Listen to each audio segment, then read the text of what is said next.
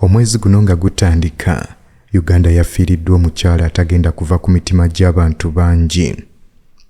Rhoda Nakibuuka Nsibirwa Kalema yasizze omukka gwe ogw'enkomerero ng'ennaku z'omwezi 3 ogw'omunaana 2025 nga yafiiridde ku myaka 96. Dr. William Kalema, omu ku baana b'omugenzi, ye yategeeza nti nnyina yafa ku ssaawa zaali 9:30 obudde obw'amatulutulu nga yafiira Nairobi Hospital mu ggwanga erya Kenya gye yali afunira obujjanjabi. Rhoda Nakibuuka Nsibirwa Kalema yazaalibwa mu 1929 omwezi gwali gwa kutaano ennaku z'omwezi zaali 10. Nnyina ye Veronica Namuddu ate nga kitaawe ye Martin Luther Nsibirwa eyabazaala abaana 24. Rhoda mu kuzaalibwa, kitaawe Martin Luther Nsibirwa yali Katikkiro wa Buganda era ng'ekifo ekyo yakibeerako okuva mu 1929 paka 41 kyokka n'akiddako mu 1945.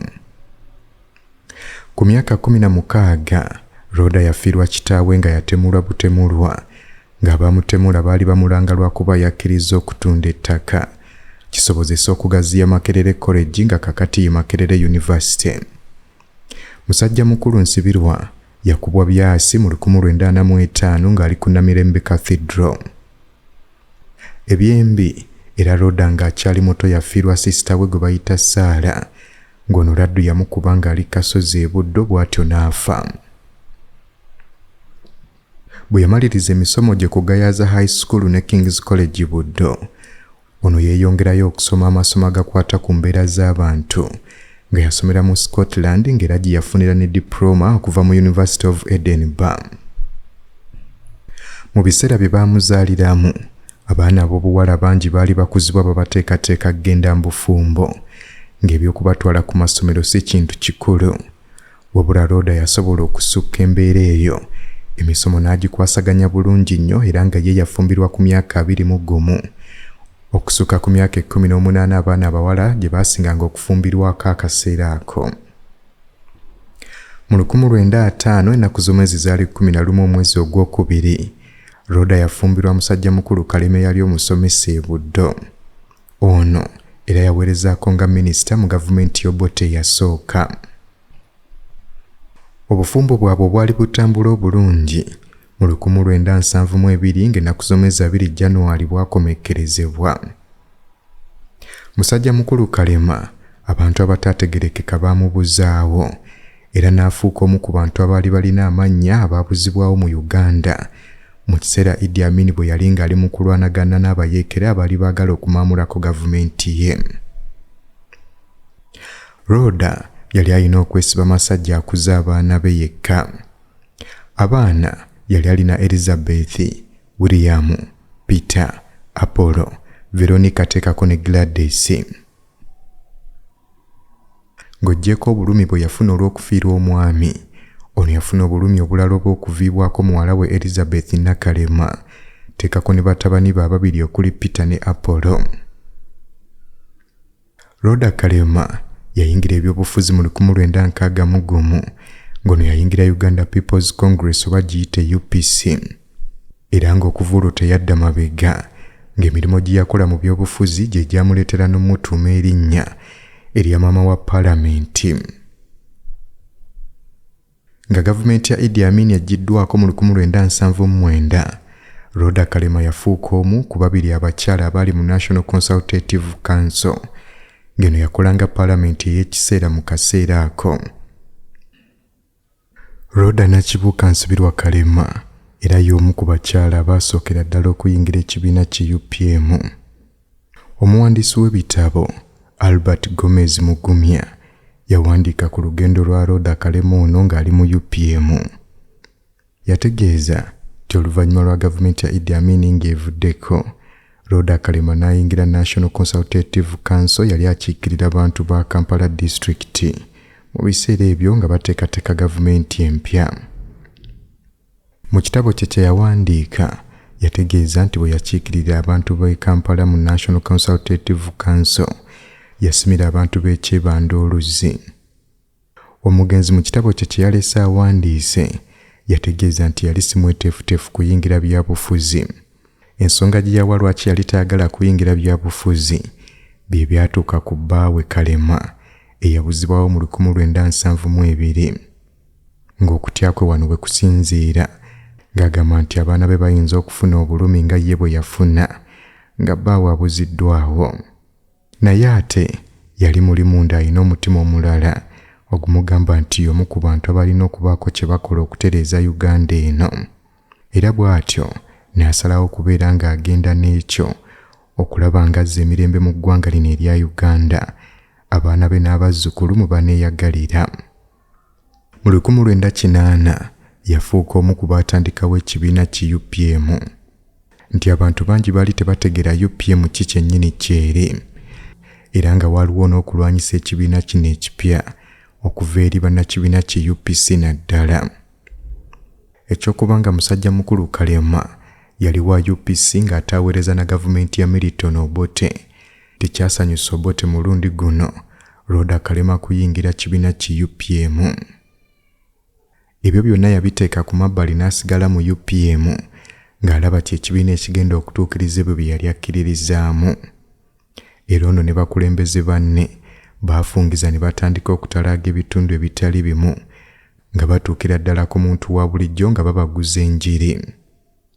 Ono yatalaaganga ebitundu omwali ebibuga n'ebyalo naddala mu kitundu gye yali asibuka eky'ekiboga ne ku Makerere University. Olukuŋŋaana lwasinga okujjukira olwa UPM lwaliko abantu abangi lwero lwe baakuba mu disitulikiti y'e Kabaale. Nti olukuŋŋaana luno lwaliko omusajja mukulu Yoweri Museveni eyali omukulembeze waabwe.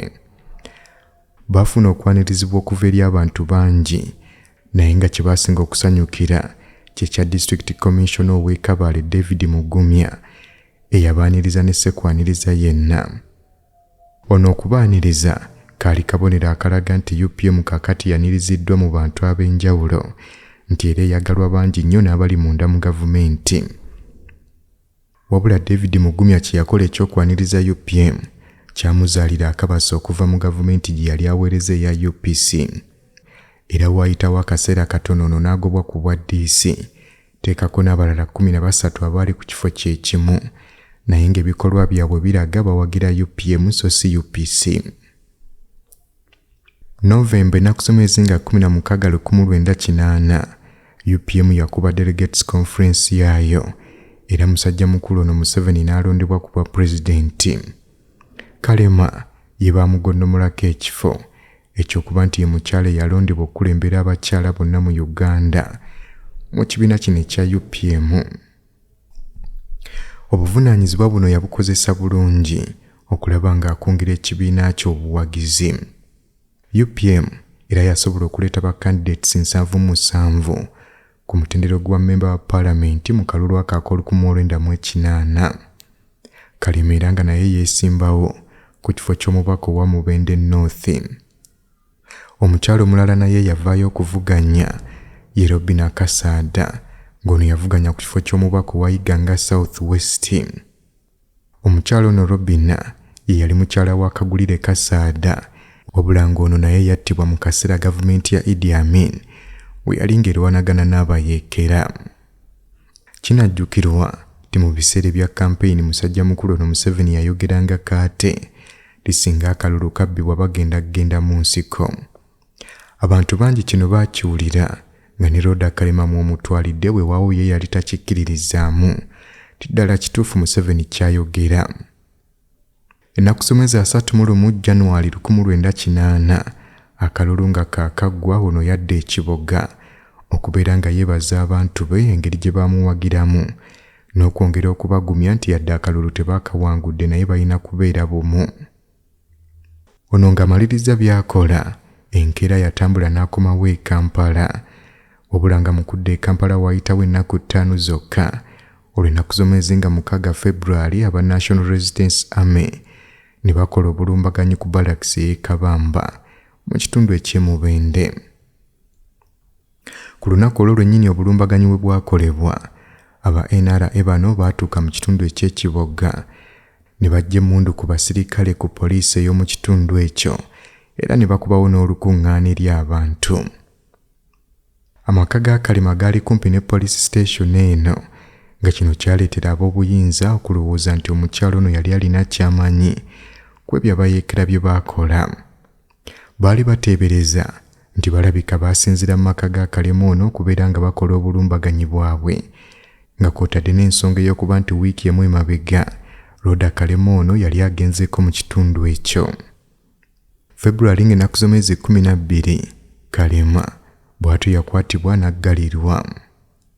Gye baali bamuvunaana mwalimu okubeera kulaale y'abayeekera gye baakuba ekiboga, okubeera sisita wa Museveni n'okufumbira abayeekera nga bali mu nsiko.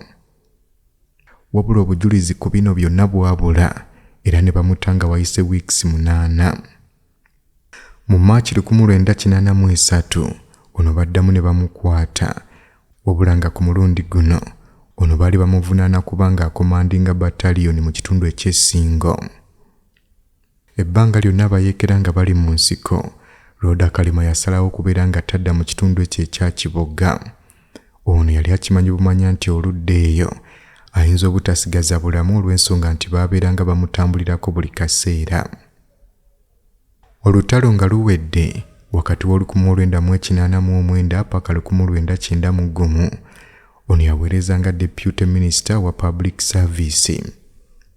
Oluvannyuma mu 1994 ono yakiikirira abantu ba disitulikiti y'Ekiboga mu Constituent Assembly. Oluvannyuma mu 1996 ono yasiimibwa aba Uganda's Forum for Women in Democracy olw'okubeera omukulembeze omulungi. Rhoda Nakibuuka Nsibirwa Kalema ajjukirwa nnyo olw'okuba nti alina abantu bangi baakutte ku mikono mu by'obufuzi teekako ne mu bitongole ebirala. Ono abamu ku bannabyabufuzi baaleeseewo nga b'amaanyi ddala, kwe kuli ne Ruth Nankabirwa eyali munnamawulire. Ono agenze okufa ng'amaliriza okuwandiika ekitabo kye nga n'okitongoza yakitongozza, nga mu kukitongoza Nnabagereka Sylvia Najjinda yali mugenyi mukulu.